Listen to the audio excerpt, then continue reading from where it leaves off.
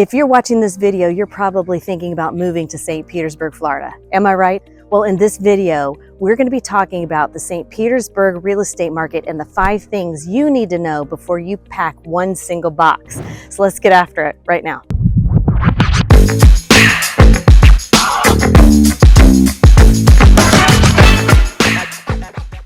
By now, you've probably figured out that St. Petersburg is along the Gulf Coast of Florida, and it's part of the greater Tampa Bay area, but it's affectionately known as St. Pete, not St. Pete's.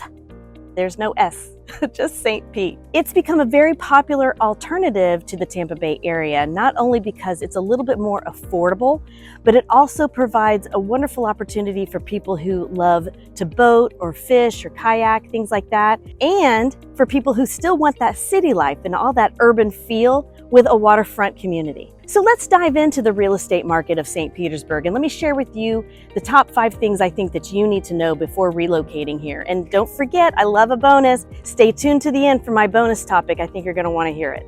So you know it's hot out when I had to put my hat on. So topic number 1 is know your area. There's over 110 different neighborhoods in St. Petersburg. So you really have to come to town to get a feel for all the different little areas so that you can figure out which area is going to work best for you in your lifestyle.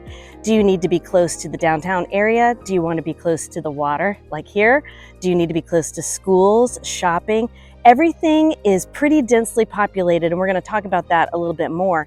But as you can see, you have these wonderful homes right here along the water. This is Snell Isle, and you're just a hop, skip, and a jump from downtown, as you can see behind me, right there. And so you really have to determine what's going to work for you. And not every neighborhood looks alike, and not every neighborhood has a great feel to it. So you really need to book that Airbnb and come to town and check it out for yourself. Give me a call and I'll help you out. Woo, it's hot out. All right, so number 2 is the average home price and the average condo townhome price, and we're going to talk about HOAs. When you're doing your research, you have to understand there is a big difference between the median home price and the average sale price. And those numbers sometimes can be worlds apart. If we look at the stats from the MLS, we can see that the average home price in July was $450,000 to $466,000. And then from the Greater Tampa Bay Realtor Board, the stats in June say that the median home price was $460,000. But the average sale price was actually $600,000. So that's a 6% jump year over year, where we usually have an average of a 2 to 3% increase year over year. So our prices going down? Not that much. We're seeing a slight decrease, but a lot of times that's because there's been an over-evaluation of a home. And so that listing agent has to adjust to make sure that it's comparable to the other homes in the area. So when you're seeing properties on Zillow and Realtor.com with a price decrease, that's usually because they've had an inflated price to begin with, and the market doesn't support those numbers. So a lot of times when you're taking a look online at homes, you got to take a look at the homes around it. What was sold around it recently? I'd take a look at the last 90 days. So when you're working with me, I'm going to actually do a comprehensive analysis for you with houses around the house that you like, and we're going to see what we think that real average home price is, so that we can come up with our own determination of a price that we're going to go in with our offer at. Not to mention, if we're going to be getting a loan, we have to go through the appraisal process. So we don't want to offer some sort of crazy number that we can't back up with statistics. And we also want to make sure, or I want to make sure as your agent, that I'm guiding you in the proper way to understand what the houses are actually going for in your potentially new neighborhood. You do not want to spend money on a home that's been overvalued. When we get that appraisal report, we're going to understand the actual true value of the home.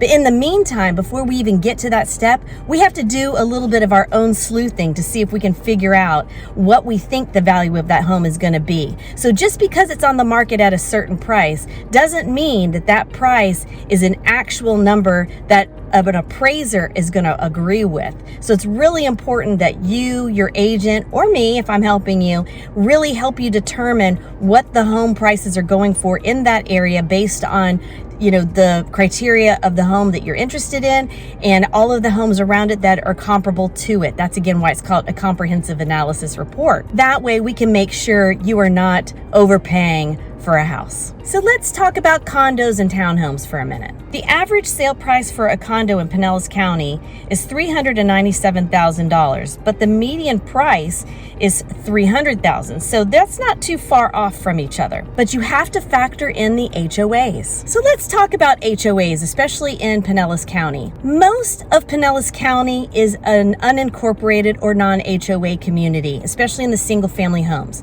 But when we're talking about condos and townhomes, you are always going to have those HOAs. It's very rare that you wouldn't have them. Now an HOA, which is your homeowners association dues, those can range anywhere from $100 and I've seen all the way up to $1,000, especially if you're going to be looking at a waterfront condo or a waterfront townhome. Now the association handles your flood insurance, so that's a good thing. And sometimes that's why you'll see an increase in the HOA rate, because it's handling the flood insurance for the entire community. You're also responsible for your interior homeowner's insurance. And a real quick point about taxes, because I do get asked this question a lot. Make sure that you get familiar with the Pinellas County Property Appraiser site.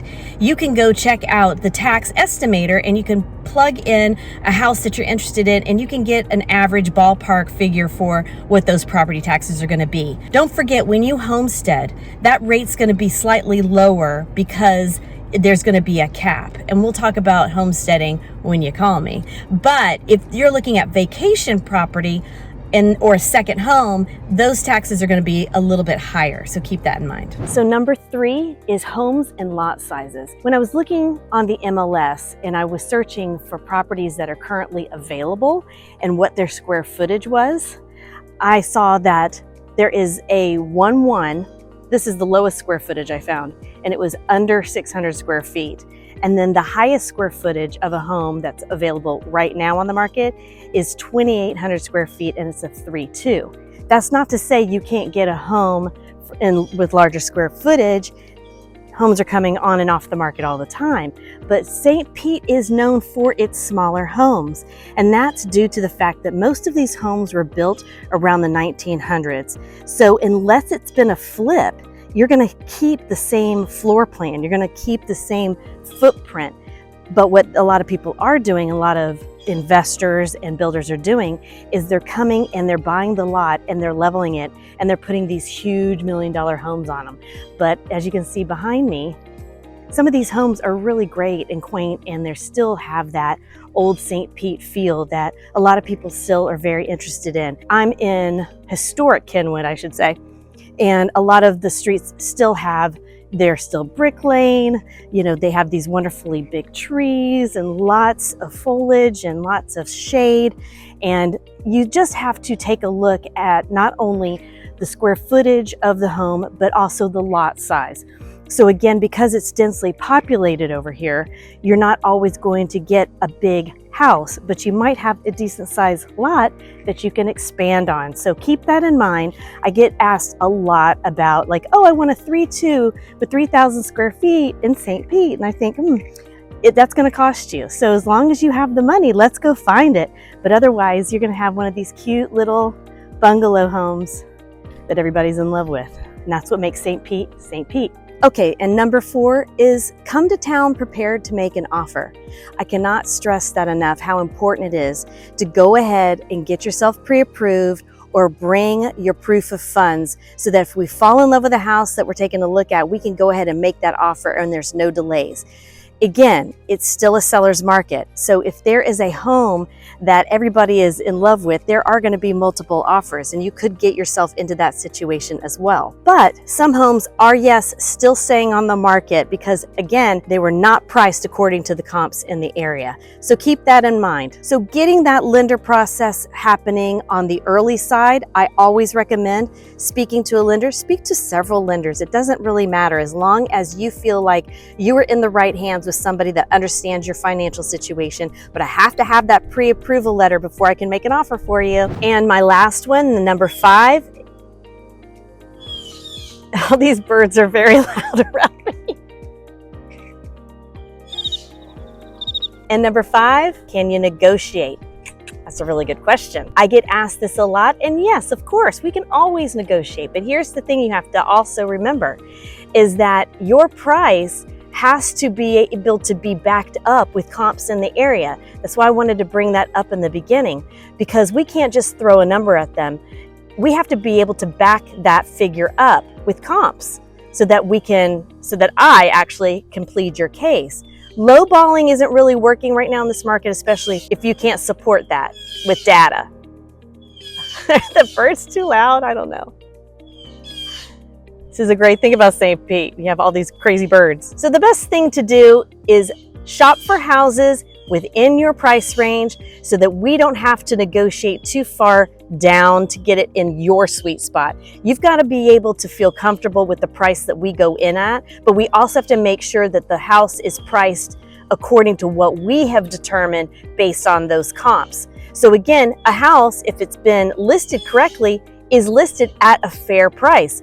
I go in assuming that because I trust my other colleagues, but I also do my due diligence and I make sure that this house isn't being overpriced. I can always figure that out. I have a sixth sense for that.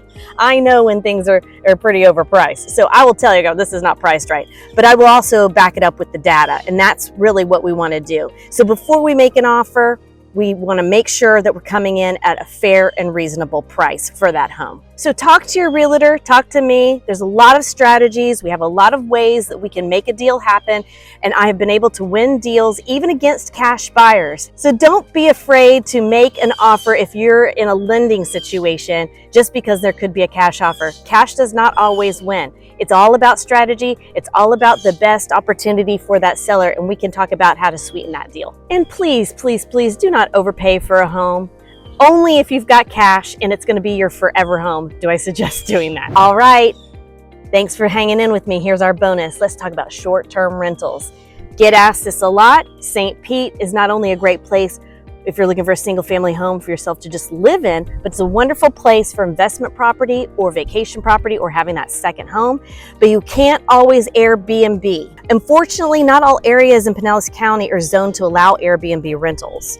Many homes are grandfathered in though, and there are also many people running Airbnbs in the area that are not allowed to, and they just end up paying the fee. If you view the Pinellas County map, it shows the different zoned areas that allow short-term rentals.